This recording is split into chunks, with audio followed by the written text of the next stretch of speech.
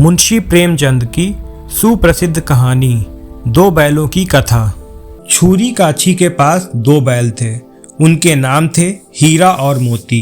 दोनों पछाई जाति के थे, देखने में सुंदर, काम में चौकस, डील में ऊंचे। बहुत दिनों से साथ रहते रहते दोनों में भाईचारा हो गया था।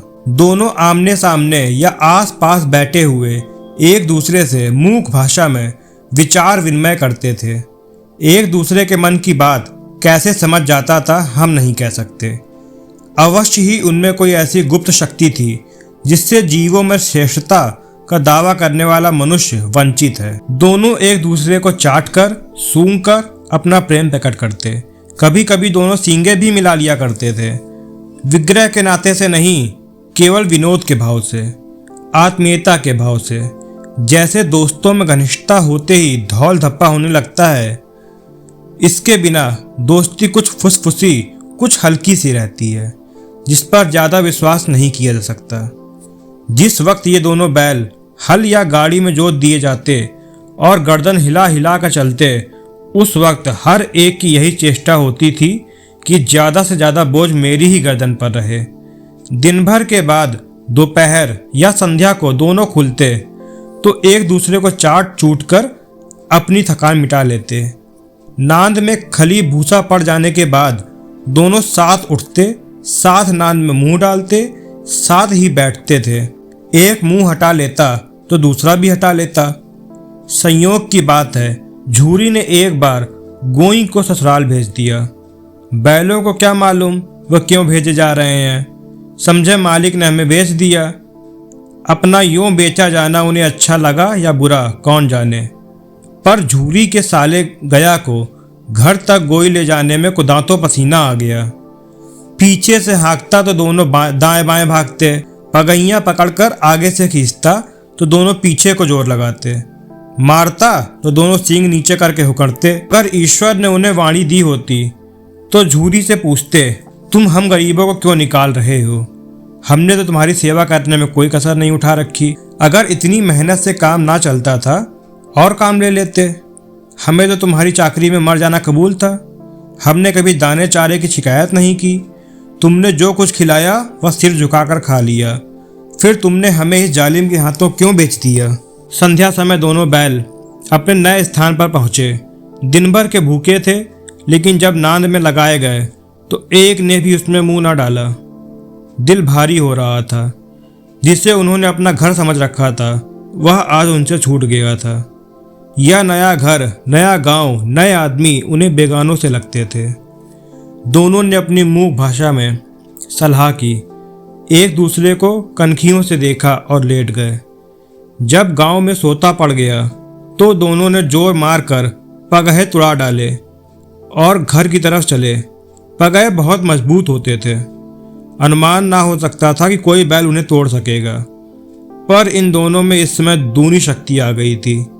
एक एक झटके में रस्सियां टूट गईं। झूरी प्रातः सोकर उठा तो देखा कि दोनों बैल चरनी पर खड़े हैं। दोनों ही गर्दनों में आधा आधा गराव लटक रहा है। घुटने तक पांव कीचड़ से भरे हैं और दोनों की आंखों में विद्रोहमय स्नेह झलक रहा है।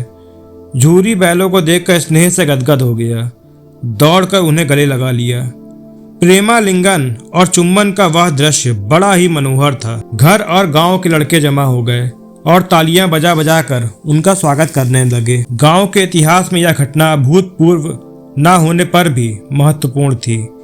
बाल सभा ने निश्चय किया, दोनों पशु वीरों को अभिनंदन पत्र देना चाहिए।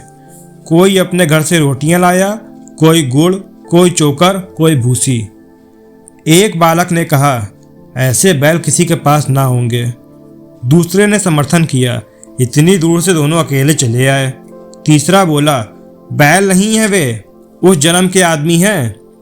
इसका प्रतिवाद करने का किसी को साहस ना हुआ। झूरी की स्त्री ने बैलों को द्वार पर खड़ा देखा तो जल उठी। बोली, कैसे नमक हराम बैल हैं कि एक दिन वहां काम ना किया भाग खड़े हुए। झूरी अपने बैलों पर यह आक्षेप ना सुन सका। नमक हराम क्यों है? चारा दाना ना दिया होगा तो क्या करते? स्त्री ने रौब के साथ कहा, बस तुम ही तो बैलों को खिलाना जानते हो, और तो सभी पानी पिला पिला कर रखते हैं, झूरी ने चिढ़ाया, चारा मिलता तो क्यों भागते? स्त्री चिढ़ी, भागे इसलिए कि वे लोग तुम जैसे बुद्धुओं की तरह बैलों को सहलाते नहीं, खिलाते हैं तो रगड़कर जोतते भी हैं। ये दोनों ठहरे कामचोर भाग निकले। अब देखूं कहाँ से खली और चौकर मिलता है। सूखे भूसे के सिवा कुछ ना दूंगी, खाएं चाहे मरें। वही हुआ। मजूर को बड़ी ताकीद कर दी गई कि बैलों को खाली सूखा भूसा दिया जाए। बैलों ने नाल में मुंह डाला तो फीका फीका, ना कोई चिकनाहट ना कोई रस, क्या खाएं। आशा भरी आंखों से द्वार की ओर ताकने लगे। झूरी ने मजूर से कहा, थोड़ी सी खली क्यों नहीं डाल देता बे? मालकी मुझे मार डालेंगी। अबे चुरा के डाला ना दादा, पीछे से तुम भी उन्हीं की सी कहोगे। दूसरे दिन झूरी का साला फिर आया और बैलों को ले चला। अब की उसने दोनों को गाड़ी में जोता। 2-4 बार मोती ने गाड़ी को सड़क की खाई में गिराना चाहा, पर हीरा ने संभाल लिया। वह ज़्यादा सहनशील था। संध्या समय पर घर पहुंचकर उसने दोनों को मोटी रस्सियों से बांधा और कल की शरारत का मजा चखाया। फिर वही सूखा भूसा डाल दिया। अपने दोनों बैलों को खली चूनी सब कुछ दी। दोनों बैलों का ऐसा अपमान कभी ना हुआ था। झूरी इन्हें फूल की छड़ी से भी ना छूता था। उसकी टिटकार पर दोनों उड़ने लगते थे। यहाँ मार पड़ी। आहा सम्मान की व्यथा तो थी ही, उस पर मिला सूखा भूसा। नान की तरफ आंखें तक ना उठाई। दूसरे दिन गया ने बैलों को हल में जोता, पर इन दोनों ने जैसे पाँव न उठाने की कसम खा ली थी। वह मारते मारते थक गया, पर दोनों ने पाँव न उठाया। एक बार जब उस निर्दयी ने हीरा की नाक पर खूब डंडे जमाए तो मोती का गुस्सा काबू के बाहर हो गया। हद लेकर भागा। हल, रस्सी, जुआ, जोत सब टूट टाट का बराबर हो गया। गले में बड़ी बड़ी रस्सियां ना होती तो दोनों पकड़ाई में ना आते। हीरा ने मुंह भाषा में कहा, भागना व्यर्थ है। मोती ने उत्तर दिया, तुम्हारी तो इसने जान ही ले ली थी, अब की बड़ी मार पड़ेगी। पढ़ने दो, बैल का जन्म लिया है तो मार से कहाँ तक बचेंगे। गया 2 आदमियों के साथ दौड़ा आ रहा है। दोनों के हाथों में लाठियां हैं। मोती बोला, कहो तो दिखाओ तुम कुछ मजा, मैं भी लाठी लेकर आ रहा है। हीरा ने समझाया, नहीं भाई खड़े हो जाओ, मुझे मारेगा तो मैं भी 1-2 को गिरा दूंगा। नहीं, हमारी जाति का यह धर्म नहीं है। मोती दिल में ऐंठ कर रह गया। गया आ पहुंचा और दोनों को पकड़ कर ले चला। कुशल हुई कि उसने इस वक्त मारपीट ना की, नहीं तो मोती भी पलट मार पड़ता। उसके तेवर देखकर गया और उसके सहायक समझ गए कि इस वक्त टाल जाना ही मसलहत है। आज दोनों के सामने फिर वही सूखा भूसा लाया गया। दोनों चुपचाप खड़े रहे। घर के लोग भोजन करने लगे। उस वक्त छोटी सी लड़की 2 रोटियां लिए निकली और दोनों के मुंह में देकर चली गई। उस एक रोटी से इनकी भूख तो क्या शांत होती, पर दोनों के हृदय को मानो भोजन मिल गया। यहाँ भी किसी सज्जन का वास है। लड़की भैरव की थी। उसकी माँ मर चुकी थी। सौतेली माँ मारती थी, इसलिए इन बैलों से उसे एक प्रकार की आत्मीयता हो गई थी। दोनों दिन भर जोते जाते, डंडे खाते, अड़ते, शाम को थान पर बांध दिए जाते और रात को वही बालिका उन्हें 2 रोटियां खिला जाती। प्रेम के इस प्रसाद को यह बरकत थी कि 2-2 गाल सूखा भूसा खाकर भी दोनों दुर्बल ना होते, मगर दोनों की आंखों में रोम रोम में विद्रोह भरा हुआ था। एक दिन मोती ने मुंह भाषा में कहा, अब तो नहीं सहा जाता हीरा, क्या करना चाहते हो? एक आध को सींगों पर उठाकर फेंक दूंगा, लेकिन जानते हो वह प्यारी लड़की जो हमें रोटियां खिलाती है उसी की लड़की है जो इस घर का मालिक है। यह बेचारी अनाथ ना हो जाएगी तो मालकिन को ना फेंक दूं? वही तो उस लड़की को मारती है, लेकिन औरत जात पर सींग चलाना मना है, यह भूल जाते हो? तुम तो किसी तरह निकलने ही नहीं देते। बताओ, तुड़ाकर भाग चले? हाँ, यह मैं स्वीकार करता हूँ, लेकिन इतनी मोटी रस्सी टूटेगी कैसे? इसका उपाय है, पहले रस्सी को थोड़ा सा चबा लो, फिर एक झटके में जाती है। रात को जब बालिका रोटियां खिलाकर चली गई, दोनों रस्सियां चबाने लगे। पर मोटी रस्सी मुंह में ना आती थी। बेचारे बार बार जोर लगा कर रह जाते। सहसा घर का द्वार खुला और वही बालिका निकली। दोनों सिर झुकाकर उसका हाथ चाटने लगे। दोनों की पूंछें खड़ी हो गईं। उसने उनके माथे सहलाए और बोली, खोल देती हूँ, चुपके से भाग जाओ, नहीं तो यहाँ लोग मार डालेंगे। आज घर में सलाह हो रही है कि इनकी नाकों में नाथ डाल दी जाए। उसने गराव खोल दिया, पर दोनों चुपचाप खड़े रहे। मोती ने अपनी भाषा में पूछा, अब चलते क्यों नहीं? हीरा ने कहा, चलें तो, लेकिन कल इस अनाथ पर आफत आएगी, सब इसी पर संदेह करेंगे। सहसा बालिका चिल्लाई, दोनों फूफा वाले बैल भागे जा रहे हैं। ओ दादा, दोनों बैल भागे जा रहे हैं, जल्दी दौड़ो। गया हड़बड़ाकर भीतर से निकला और बैलों को पकड़ने चला। वे दोनों भागे। गया ने पीछा किया और भी तेज हुए। गया ने शोर मचाया, फिर गांव के कुछ आदमियों को भी साथ लेने के लिए लौटा। दोनों मित्रों को भागने का मौका मिल गया। सीधे दौड़ते चले गए, यहाँ तक कि मार्ग का ज्ञान न रहा। जिस परिचित मार्ग से आए थे उसका यहाँ पता न था। नए नए गांव मिलने लगे। तब दोनों एक खेत के किनारे खड़े होकर सोचने लगे, अब क्या करना चाहिए। हीरा ने कहा, मालूम होता है राह भूल गए। तुम भी बेतहाशा भागे, वहीं उसे मार गिराना था। उसे मार गिराते तो दुनिया का क्या कहती। वह अपना धर्म छोड़ दें, लेकिन हम अपना धर्म क्यों छोड़ें। दोनों भूख से व्याकुल हो रहे थे। खेत में मटर खड़ी थी, चरने लगे। रह रहकर आहट ले लेते, कोई आता तो नहीं है। जब पेट भर गया, दोनों ने आज़ादी का अनुभव किया तो मस्त होकर उछलने कूदने लगे। पहले दोनों ने डकार ली, फिर सींग मिलाए और एक दूसरे को ठेलने लगे। मोती ने हीरा को कई कदम हटा दिया, यहाँ तक कि वह खाई में गिर गया। तब उसे भी क्रोध आया, संभल कर उठा और फिर मोती से भिड़ गया। मोती ने देखा खेल में झगड़ा हुआ जाता है तो किनारे हट गया। अरे यह क्या, कोई सांड दौड़ता हुआ चला आ रहा है। हाँ, सांड ही है। वह सामने आ पहुंचा। दोनों मित्र बगले झांक रहे हैं। सांड पूरा हाथी है, उससे भिड़ना जान से हाथ धोना है, लेकिन ना भिड़ने पर भी जान बचती नहीं नजर आती। इन्हीं की तरफ आ भी रहा है। कितना भयंकर सूरत है। मोती ने मूक भाषा में कहा, बुरे फंसे, जान बचेगी, कोई उपाय सोचो। हीरा ने चिंतित स्वर में कहा, अपने घमंड से फूला हुआ है, आरजू विनती ना सुनेगा। भाग क्यों न चले? भागना कायरता है तो फिर यहीं मरो। बंदा तो 9-2-11 होता है, और जो दौड़ाए तो फिर कोई उपाय सोचो जल्द। उपाय यही है कि उस पर दोनों जने एक साथ चोट करें। मैं आगे से रगेड़ता हूँ, तुम पीछे से रगेड़ो। दोहरी मार पड़ेगी तो भाग खड़ा होगा। मेरी ओर झपटे, तुम बगल से उसके पेट में सींग घुसेड़ देना। जान जोखिम है, पर दूसरा उपाय नहीं है। दोनों मित्र जान हथेलियों पर लेकर लपके। सांड को भी संगठित शत्रुओं से लड़ने का तजुर्बा ना था।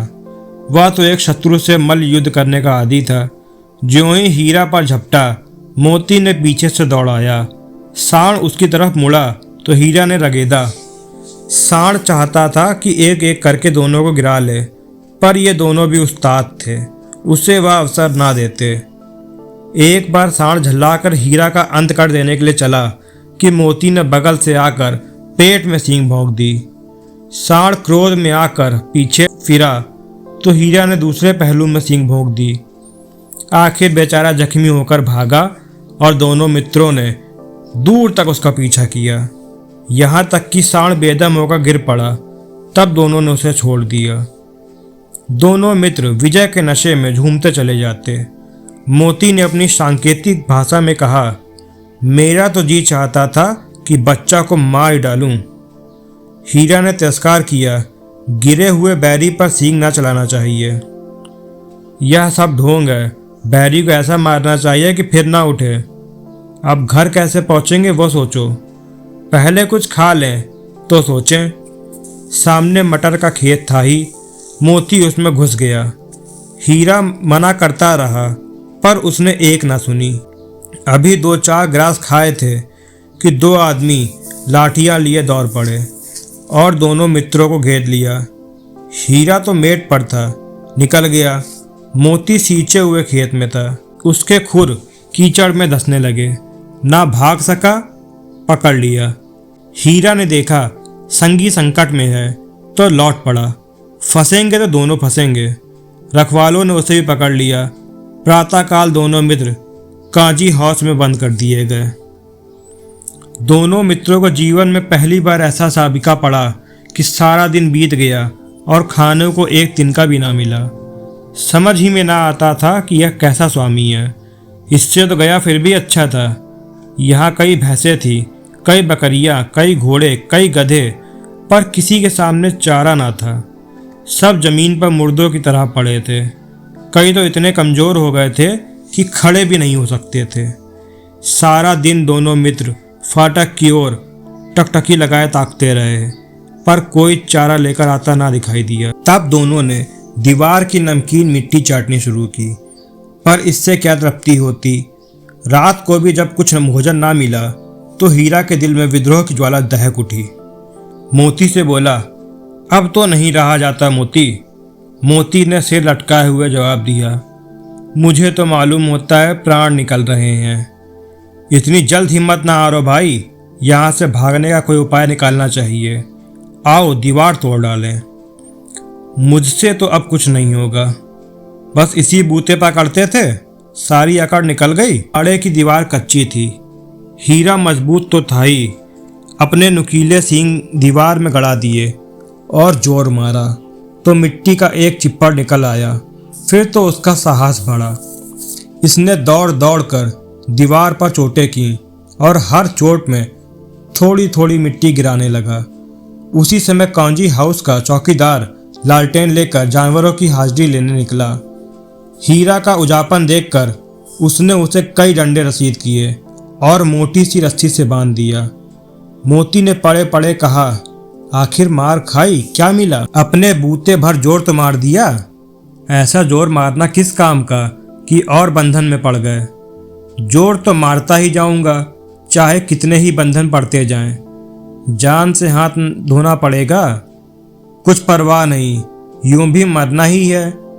सोचो दीवार खुद जाती तो कितनी जानें बच जाती। इतने भाई यहाँ बंद हैं, किसी के देह में जान नहीं है। 2-4 दिन और यही हाल रहा तो सब मर जाएंगे। हाँ, यह बात तो है। अच्छा तो ला, फिर मैं भी जोर लगाता हूँ। मोती ने भी दीवार में उसी जगह सींग मारा। थोड़ी सी मिट्टी गिरी तो हिम्मत और बढ़ी। फिर तो वह दीवार में सींग लगाकर इस तरह जोर करने लगा मानो किसी प्रतिद्वंदी से लड़ रहा है। आखिर कोई 2 घंटे की जोर आजमाई के बाद दीवार ऊपर से लगभग 1 हाथ गिर गई। उसने दूनी शक्ति से दूसरा धक्का मारा तो आधी दीवार गिर पड़ी। दीवार का गिरना था कि अधमरे से पड़े हुए सभी जानवर चेत उठे। तीनों घोड़ियां सरपट भाग निकली, फिर बकरियां निकली, इसके बाद भैंसे भी खिसक गए, पर गधे अभी तक ज्यों के त्यों पक खड़े थे। हीरा ने पूछा, तुम दोनों क्यों नहीं भाग जाते? एक गधे ने कहा, जो कहीं फिर पकड़ लिए जाएं तो क्या हरा जाए, अभी तो भागने का अवसर है। हमें तो डर लगता है, हम यहीं पड़े रहेंगे। आधी रात से ऊपर जा चुकी थी। दोनों गधे अभी तक खड़े सोच रहे थे कि भागे या ना भागे। मोती अपने मित्र की रस्सी तोड़ने में लगा हुआ था। जब वह हार गया तो हीरा ने कहा, तुम जाओ, मुझे यहीं पड़ा रहने दो, शायद कहीं भेंट हो जाए। मोती ने आंखों में आंसू लाकर कहा, तुम मुझे इतना स्वार्थी समझते हो? हम और तुम इतने दिनों तक साथ रहे हैं, आज तुम विपत्ति में पड़ गए तो मैं तुम्हें छोड़कर अलग हो जाऊं? हीरा ने कहा, बहुत मार पड़ेगी, लोग समझ जाएंगे तुम्हारी शरारत है। मोती गर्व से बोला, जिस अपराध के लिए तुम्हारे गले में बंधन पड़ा उसके लिए अगर मुझ पर मार पड़े तो क्या चिंता। इतना तो हो ही गया कि 9-10 प्राणियों की जान बच गई, वे सब तो आशीर्वाद देंगे। यह कहते हुए मोती ने दोनों गधों को सींगों से मार मार कर बाड़े के बाहर निकाला और तब अपने बंधु के पास आकर सो गया। भोर होते ही मुंशी और चौकीदार तथा अन्य कर्मचारियों में कैसी खलबली मची, इसके लिखने की जरूरत नहीं। बस इतना ही काफ़ी है कि मोती की खूब मरम्मत हुई और उसे भी मोटी रस्सी से बांध दिया। 1 सप्ताह तक दोनों मित्र बंधे पड़े रहे। किसी ने चारे का एक तिनका भी ना डाला। हाँ, एक बार पानी दिखा दिया जाता था, यही उनका आधार था। दोनों इतने दुर्बल हो गए कि उठा तक ना जाता। ठठरियाँ निकल आई थीं। एक दिन बाड़े के सामने डुग्गी बजने लगी और दोपहर होते होते वहाँ 50-60 आदमी जमा हो गए। तब दोनों मित्र निकाले गए और उनकी देखभाल होने लगी। लोग आ आकर उनकी सूरत देखते और मन फीका करके चले जाते। ऐसे मृतक बैलों का कौन खरीदार होता। सहसा एक दढ़ियल आदमी, जिसकी आंखें लाल थीं और मुद्रा अत्यंत कठोर, आया और दोनों मित्रों के कूल्हों में उंगली गोद कर मुंशी जी से बातें करने लगा। उसका चेहरा देखकर अंतर्जान से दोनों मित्रों के दिल कांप उठे। वह कौन है और उन्हें क्यों टटोल रहा है, इस विषय में उन्हें कोई संदेह न हुआ। दोनों ने एक दूसरे को भीत नेत्रों से देखा और सिर झुका लिया। हीरा ने कहा, गया के घर से नाहक भागे, अब जान न बचेगी। मोती ने अश्रद्धा के भाव से उत्तर दिया, कहते हैं भगवान सबके ऊपर दया करते हैं, उन्हें हमारे ऊपर क्यों दया नहीं आती। भगवान के लिए हमारा मरना जीना दोनों बराबर है। चलो अच्छा ही है, कुछ दिन उसके पास तो रहेंगे। एक बार भगवान ने उस लड़की के रूप में हमें बचाया था, क्या अब ना बचाएंगे। यह आदमी छुरी चलाएगा, देख लेना। तो क्या चिंता है, मांस, खाल, सींग, हड्डी सब किसी न किसी काम आ जाएगी। नीलाम हो जाने के बाद दोनों मित्र उस दढ़ियल के साथ चले। दोनों की बोटी बोटी कांप रही थी। बेचारे पांव तक ना उठा सकते थे, पर भय के मारे गिरते पड़ते भागे जाते थे, क्योंकि वह जरा भी चाल धीमी हो जाने पर जोर से डंडा जमा देता था। राह में गाय बैलों का रेवड़ हरे हरे हार में चढ़ता नजर आया। सभी जानवर प्रसन्न थे, चिकने चपल, कोई उछलता था, कोई आनंद से बैठा पागुर करता था। कितना सुखी जीवन था इनका, पर कितने स्वार्थी हैं सब। किसी को चिंता नहीं कि उनके दो भाई बधिक के हाथ पड़े कैसे दुखी हैं। सहसा दोनों को ऐसा मालूम हुआ कि यह परिचित रहा है। हाँ, इसी रास्ते से गया, उन्हें ले गया था। वही खेत, वही बाग, वही गांव मिलने लगे। प्रति क्षण उनकी चाल तेज होने लगी। सारी थकान, सारी दुर्बलता गायब हो गई। आह, यह लो, अपना ही हार आ गया। इसी कुएं पर हम पुर चलाने आया करते थे, यही कुआं है। मोती ने कहा, हमारा घर नगीच आ गया। हीरा बोला, भगवान की दया है, मैं तो अब घर भागता हूँ। यह जाने देगा, इसे मार गिराता हूँ। नहीं नहीं, दौड़कर थान पर चलो, वहां से हम आगे ना जाएंगे। दोनों उन्मत्त होकर बछड़ों की भांति कुलेले करते हुए घर की ओर दौड़े। वह हमारा थान है। दोनों दौड़कर अपने थान पर आए और खड़े हो गए। दढ़ियल भी पीछे पीछे दौड़ा चला आता था। छुरी द्वार पर बैठा धूप खा रहा था। बैलों को देखते ही दौड़ा और उन्हें बारी बारी से गले लगाने लगा। मित्रों की आंखों में आनंद के आंसू बहने लगे। एक छुरी का हाथ चाट रहा था। दढ़ियल ने जाकर बैलों की रस्सियां पकड़ ली। झूरी ने कहा, मेरे बैल हैं। तुम्हारे बैल कैसे? मैं मवेशी खाने से नीलाम लिए आता हूँ। मैं तो समझता हूँ चुराए लिए आते हो। चुपके से चले जाओ, मेरे बैल हैं। मैं बेचूंगा तो बिकेंगे। किसी को मेरे बैल नीलाम करने का क्या अख्तियार है? जाकर थाने में रपट कर दूंगा। मेरे बैल हैं, इसका सबूत यह है कि ये मेरे द्वार पर खड़े हैं। दढ़ियल झल्लाकर बैलों को जबरदस्ती पकड़ ले जाने के लिए बढ़ा। उसी वक्त मोती ने सींग चलाया। दढ़ियल पीछे हटा। मोती ने पीछा किया। दढ़ियल भागा। मोती पीछे दौड़ा। गांव के बाहर निकल जाने पर वह रुका, पर खड़ा दढ़ियल का रास्ता देख रहा था। दढ़ियल दूर खड़ा धमकियां दे रहा था, गालियां निकाल रहा था, पत्थर फेंक रहा था, और मोती विजय शूर की भांति उसका रास्ता रोके खड़ा था। गांव के लोग यह तमाशा देखते थे और हंसते थे। जब दढ़ियल हार कर चला गया तो मोती अकड़ता हुआ लौटा। हीरा ने कहा, मैं डर रहा था कि कहीं तुम गुस्से में आकर उसे मार न बैठो। अगर वह मुझे पकड़ता तो मैं बेमारे ना छोड़ता। अब ना आएगा। आएगा तो दूरी से खबर लूंगा, देखूं कैसे ले जाता है। जो गोली मरवा दी तो मर जाऊंगा, पर उसके काम तो ना आऊंगा। हमारी जान को कोई जान नहीं समझता, इसलिए कि हम इतने सीधे हैं। जरा देर में नांदों में खली, भूसा, चोकर और दाना भर दिया गया और दोनों मित्र खाने लगे। झूरी खड़ा दोनों को सहला रहा था और 20 लड़के तमाशा देख रहे थे। सारे गांव में उत्साह सा मालूम होता था। उसी समय मालकिन ने आकर दोनों के माथे चूम लिए।